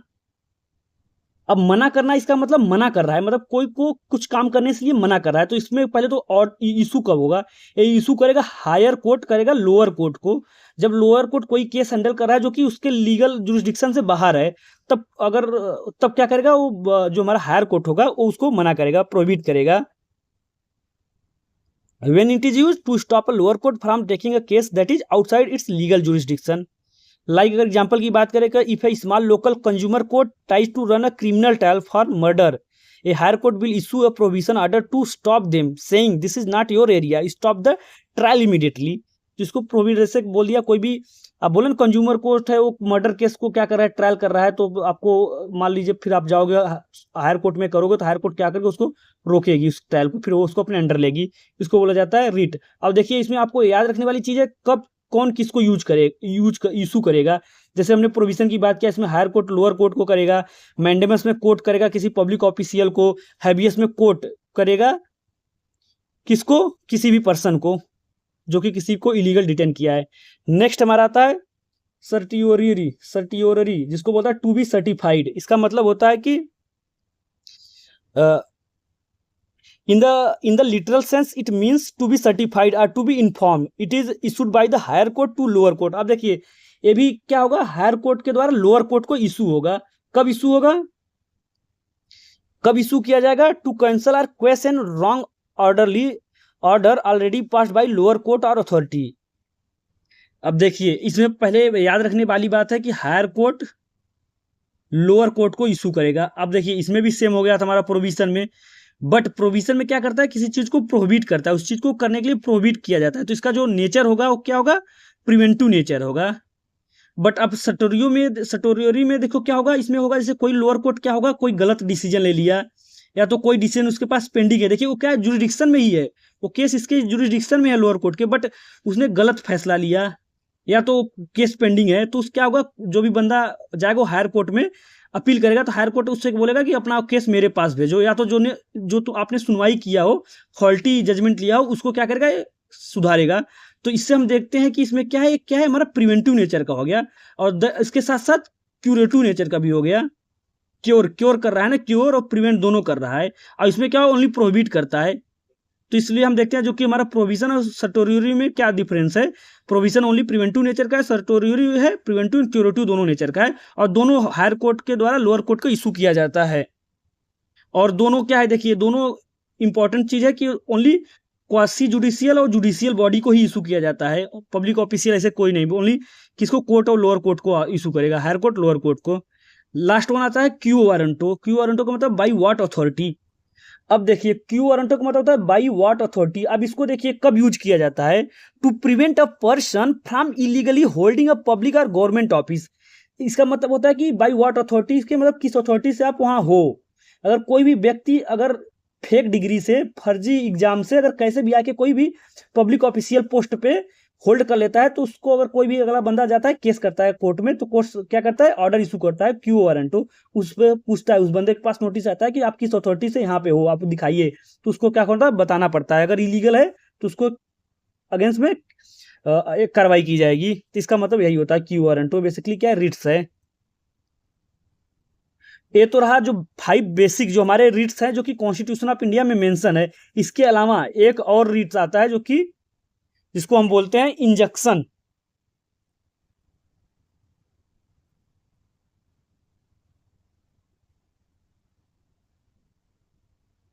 देखिए अगर लिटरल सेंस में बात करें, शॉर्ट सेंस में बात करें, इंजंक्शन का मतलब होता है डू समथिंग और stop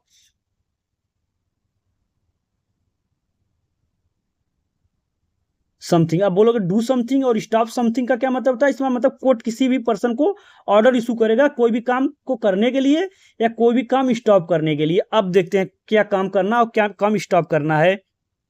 It is a legal remedy given by a court. It is a formal court order that forces a party to do something or stop them from doing something. In common everyday language, when a court stop an action immediately, people often called it as a stay order. इसको आप stay order भी बोलते हो। Stay order, कोई भी काम अगर मान लो कर रहे हो, पब्लिक ऑफिशियल कोई भी, या तो कोई भी आपका प्राइवेट या गवर्नमेंट काम कर रहा है, तो उसको आपको जाओगे कोर्ट में बताओगे कि ऐसा ऐसा काम हो रहा है, तो कोर्ट उसको ऑर्डर देगा, या तो करने का ऑर्डर देगा, या तो कंटिन्यू करो, या तो स्टॉप करने का, उसको बोला जाता है stay order. Here is a simple breakdown of how injunctions work, their types and real word. अब देखिए इंजेक्शन के भी 2 टाइप्स होते हैं। इंजेक्शन की बात करा जाता है to stop an action, to stop an action, को भी काम को रोकने के लिए, इसको बोला जाता है प्रोविजन इंजेक्शन, इसको बोला जाता है प्रोहिबिशन इंजेक्शन। एंड नेक्स्ट है टू फोर्स एन एक्शन, कोई काम को काम करने के लिए, या तो कोई to force an action, to force an action को बोला जाता है मैंडेटरी इंजेक्शन।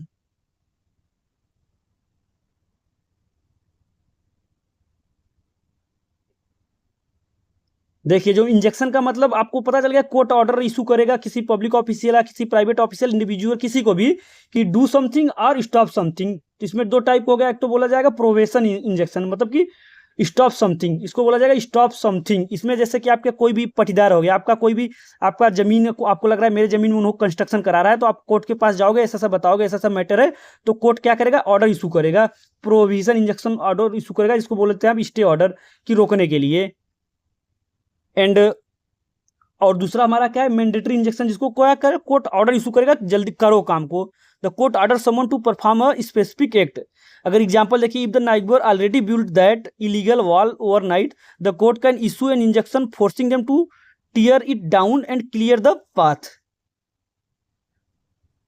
अब देखिए, आप यहाँ की इंजेक्शन आपने पढ़ लिया, बेसिकली आप देखिए अब क्या होता है, इसमें कोर्ट ऑर्डर इशू करता है कोई काम करने के लिए और काम रोकने के लिए। तो आप अगर देखोगे कहीं ना कहीं मैंडेमस इसमें मिला है, मैंडेमस में क्या था, बी कमांड, इसमें कोर्ट क्या करेगा, ऑर्डर इशू करेगा पब्लिक ऑफिशियल को कि काम करने के लिए, कोई काम अगर पब्लिक ऑफिशियल रिफ्यूज कर रहा है तो उसको करवाने के लिए। और यही काम इंजेक्शन में भी हो रहा है। आप तो कहोगे दोनों सिमिलर हुआ, फिर इंजेक्शन क्यों है, बट देखिए अब थोड़ा सा डिफरेंस है स्लाइड। मैंडेमस कोई भी कोर्ट पब्लिक ऑफिशियल को ओनली इशू करेगा, पब्लिक ऑफिशियल मतलब गवर्नमेंट ऑफिशियल को इशू करेगा। बट इंजेक्शन में क्या होगा, कोर्ट किसी भी गवर्नमेंट ऑफिशियल इंडिविजुअल किसी को भी इशू कर देगा। तो यह देखिए डिफरेंट हो गया, डिफरेंट बिटवीन मैंडेमेंस एंड इंजेक्शन। अब बात आओगे कि प्रोविजन में भी कोर्ट क्या करता है, ऑर्डर इशू करता है, फॉरबिड करता है किसी भी लोअर कोर्ट को या तो हायर कोर्ट को, और इंजेक्शन में भी सेम वही काम किया जा रहा है। तो अब यही सेम चीज इसमें भी है। अब देखिए बट प्रोहिबिशन में हम क्या देखते थे, प्रोहिबिशन में हम देखते थे कि तो higher court lower court court को इशू कर रहा है, किसी बंदे उसको मतलब इंडिविजुअल जो केस का रहते हैं लोग उसको नहीं करता है। बट इंजेक्शन में क्या होगा, डायरेक्टली लिटिगेंट पार्टी को यूज क्या करेगा, ऑर्डर इशू करेगा, मतलब जो पब्लिक होगा, लोग होंगे, सिटीजन को इशू करेगा।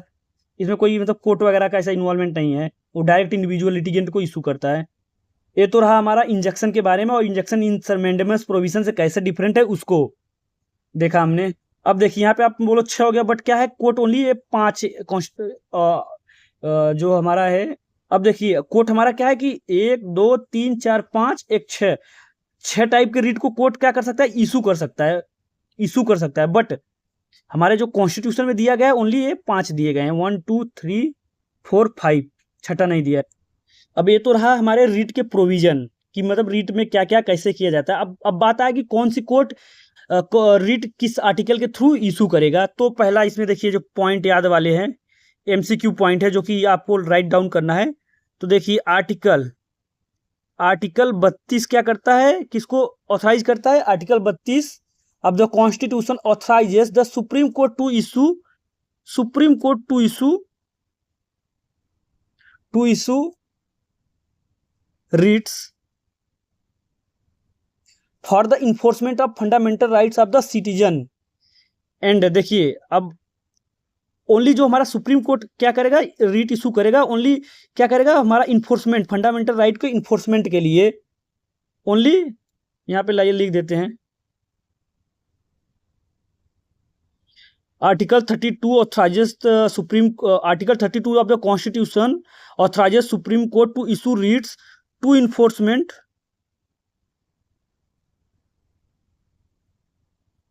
Fundamental right of citizen. Only fundamental right के इन्फोर्समेंट के लिए क्या करता है, सुप्रीम कोर्ट रीट इशू करता है। बट आर्टिकल 226 के थ्रू, देखिए इंपॉर्टेंट पॉइंट है, आर्टिकल 226 के क्या करेगा, constitution of India authorises high court to issue writs for enforcement of fundamental rights and other purpose. और पर्पज भी अगर उसको ऐसा कुछ लग रहा है कि कहीं भी कुछ चीज़ें गलत हो रही तो उसके लिए फंडामेंटल राइट के इन्फोर्समेंट के अलावा कुछ और भी एरियाज ऑफ जुडिक्शन है, वहाँ पे भी सुप्रीम हाई कोर्ट क्या कर सकता है, रीट इशू कर सकता है। तो इसमें आपको देखने वाली ये बात है, ध्यान रखने वाली, कि जो आप देख रहे हैं रीट जुरिडिक्शन की जो पावर है, रीट जुरिडिक्शन की जो पावर है वो आपके हाई कोर्ट की ज़्यादा है सुप्रीम कोर्ट से। क्योंकि supreme court only writ issue करेगा इन्फोर्समेंट ऑफ फंडामेंटल राइट के इन्फोर्समेंट के लिए, बट हाई कोर्ट क्या करेगा, फंडामेंटल राइट के इन्फोर्समेंट के अलावा अदर पर्पज के लिए भी क्या करेगा, इशू करेगा। एंड आर्टिकल 32 जो कि कॉन्स्टिट्यूशन ऑफ इंडिया पार्लियामेंट को क्या करता है, इंपावर करता है कि वो अदर कोर्ट को क्या करे, ऑर्डर दे सके कि कोई भी प्रोविजन बनाने के लिए। तो ये तो रहा हमारे सब बातें हो गए रीट से रिलेटेड। आई थिंक आपको क्लियर हो गया होगा रीट। अब रीट से कोई भी क्वेश्चन आएगा आप लोग कर ले जाओगे। देखिए अब हमारा फंडामेंटल राइट्स सारा कंप्लीट हो गया। हमने जो कि right to constitutional immunity article 32 के तहत हमारा सुप्रीम कोर्ट मतलब कोर्ट कैसे हमारे फंडामेंटल राइट को प्रोटेक्ट करेगा बाय रीट इशू करके, वो भी हमने अच्छे से देख लिया। टाइप ऑफ रीट्स देख लिए और क्या क्या रीट्स के क्या प्रोविजन वो सब भी देख लिए। अब नेक्स्ट वीडियो लेक्चर में हम पढ़ेंगे अदर हेड्स, जो कि हमारा directive principle of state policy and so on, जो सारे प्रोविजन थे उसको पढ़ेंगे। तो अभी तक हमने फंडामेंटल राइट तक कवर किया है। मिलते हैं नेक्स्ट वीडियो लेक्चर में with directive principle of state policy. अभी के लिए thank you, have a nice day.